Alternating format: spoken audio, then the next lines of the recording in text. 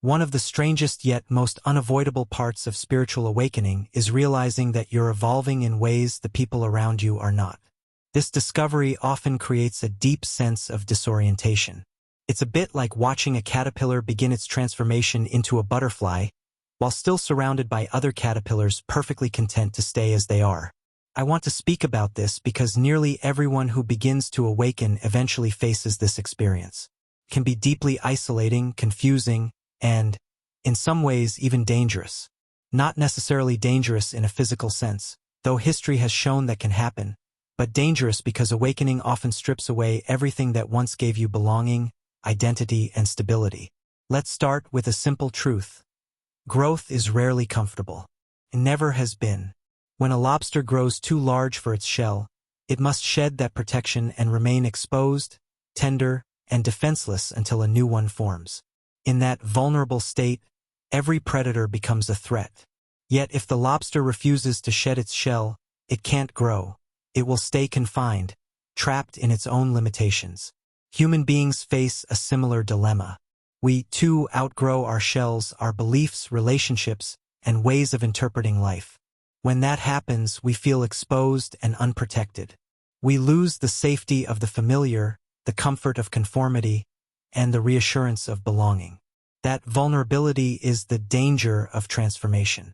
To outgrow those around you doesn't mean you've become superior. That's a common pitfall and a sign of ego rather than evolution. True growth doesn't inflate the self, it dissolves it. Outgrowing others simply means you've started to see what they don't yet see, to question what they haven't questioned, and to step beyond the shared assumptions of ordinary reality. Maybe you've begun to question the values everyone else accepts without thought. The chase for wealth, social standing, possessions, and endless entertainment. Maybe you've realized these pursuits rarely lead to genuine happiness, that they're distractions masking a deeper confusion about life and who we truly are.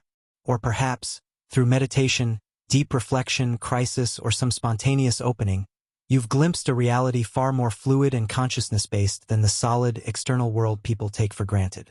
You may have seen through the illusion of separateness, or at least sensed the unity behind it all, and once seen, it can't be unseen. When that happens, you find yourself straddling two worlds. One is the ordinary world, the realm of business, politics, and daily routine, where people play their roles and take them seriously. The other is a deeper dimension of being that's always here, yet invisible to most. You must learn to navigate both, to speak the language of the market and the language of the mystic. To live in the world, but not of it. This balancing act is difficult because the two worlds run on entirely different principles.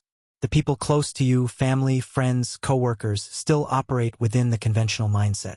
They worry about careers, mortgages, and social appearances. The things that once seemed important to you may now feel hollow, not because you've become careless or aloof, but because you've glimpsed something more essential. You can't easily share this insight. Try telling your family at dinner, "I've realized the self is an illusion and that we're all one consciousness." And they'll likely think you've lost touch with reality. And in a sense, you've lost the conditioned mind but haven't yet found stable ground in the new awareness. So you stay quiet, hinting at what you've discovered, or you seek others who might understand. This is where the loneliness begins. People you've loved all your life start to feel distant. You're no longer aligned, you see the world through different eyes. Even if they can't explain it, they feel the difference. You're not playing the same social games with the same enthusiasm, and it unsettles them. Your change threatens their sense of normalcy, for if you can step outside the shared framework, maybe that framework isn't so solid after all. Some will try to pull you back, to make you normal again. They'll say, "You've changed," and it won't be praise. They may call you strange, impractical, self-absorbed, or irresponsible. They'll remind you of your duties and try to press you back into the mold you've outgrown. Others will simply drift away. Conversation feels forced, and common ground fades. What was once easy becomes awkward, and the connection dissolves quietly. A few might even turn against you, especially if you've outgrown a belief system they still cling to. If you've moved beyond the religion or ideology you were raised with, your mere presence becomes unsettling. To them, you're misguided, even dangerous, a heretic, a lost soul who must be corrected or avoided. This is the true risk of awakening. Not necessarily losing your life, but losing your place in the world you once knew. Humans are social creatures. We crave belonging. But sometimes the price of truth is standing apart. We need to feel that we're part of a group, that we understood and accepted. And when you outgrow those around you, you risk losing all of that. Now, you might say, well, why not just keep quiet about it? Why not simply maintain the facade, play along, keep your insights to yourself? And many people do exactly this. They live double lives. They maintain the conventional appearance while privately knowing that it's all a game, all a performance. And there's a certain wisdom in this approach. As I said earlier, you don't shake someone awake from a pleasant dream unless the house is on fire. But there are problems with this strategy as well. First, it's exhausting. Living a double life, constantly monitoring what you say, editing your thoughts, pretending to care about things that no longer matter to you. This takes a tremendous toll. You become alienated from yourself, split, fragmented. The very integration and wholeness you've been seeking through your spiritual growth becomes impossible because you're constantly betraying your own truth. Second, it's inauthentic. And authenticity, being true to what you've discovered, is essential to the spiritual path. If you've seen something true, something real, and you hide it, deny it, refuse to live by it, then what was the point of seeing it in the first place? You become like someone who's discovered a treasure but is too afraid to spend it, so they bury it in the ground and continue to live in poverty. Third, and perhaps most importantly, your very presence. Even if you say nothing, communicate something. People pick up energy on vibration, on the unspoken. If you've genuinely transformed, if you've genuinely outgrown the conventional framework, it will show in 1,000 subtle ways in the quality of your attention, in your responses to crisis and difficulty, in what you laugh at and what you take seriously, in the way you move through the world. So you're faced with a dilemma. You can't go back. You can't unsee what you've seen, unknow what you've known, but you can't fully go forward either. At least not without consequences, without losses, without a period of profound loneliness and disorientation. This is what the mystics have always called the dark night of the soul. It's the passage between the old life and the new, the death of the caterpillar before the emergence of the butterfly. And it's dark precisely because you've left behind the familiar landmarks, the comfortable certainties, but you haven't yet arrived at the new dispensation. You're in between, in limbo, in the wilderness. During this time, you may feel utterly alone. You may wonder if you've made a terrible mistake, if you've thrown away everything valuable for some nebulous spiritual fantasy. You may long for the days when life was simpler, when you fit in, when you didn't question everything, when you could just go along with the program like everyone else. But here's what you must understand. This loneliness, this sense of isolation is not a sign that you've gone wrong. It's a sign that you're going right. It's an inevitable stage in the process of transformation. Every hero in every myth must leave the village, must venture into the unknown, must face dragons and demons alone before they can return with the treasure. The treasure in this case is your authentic self, your true nature, freed from the conditioning and programming of society. But you cannot claim this treasure while still clinging to the approval and acceptance of those who represent that very conditioning. You must be willing to stand alone, to be misunderstood, to be criticized, to be rejected.